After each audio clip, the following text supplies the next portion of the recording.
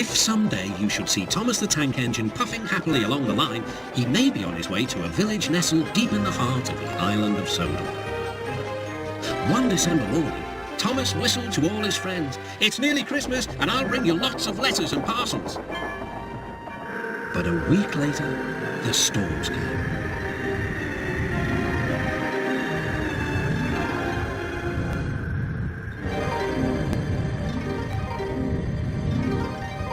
The island was covered with thick snow.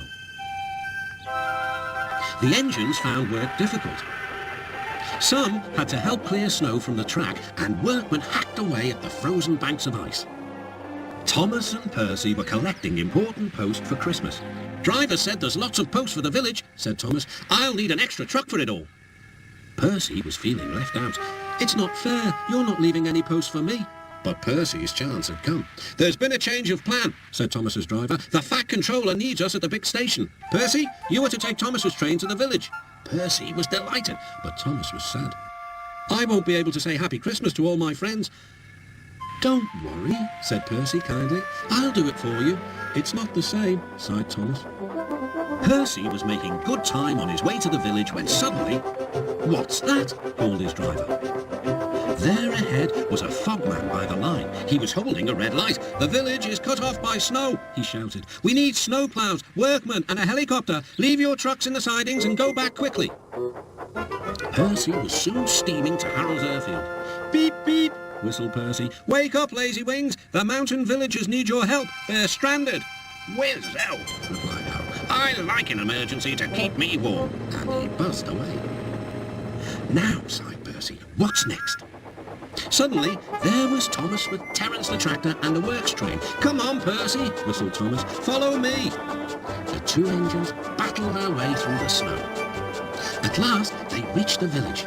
Harold was already there, busily dropping food to people and animals. Terence quickly got to work. "Lovely stuff," he said as he pushed the snow aside.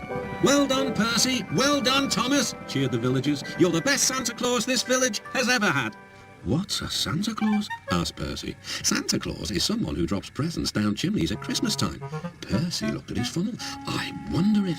"No," laughed Thomas. "Chimneys, Percy, not funnels. Which reminds me, your post train is still back in the siding, isn't it?"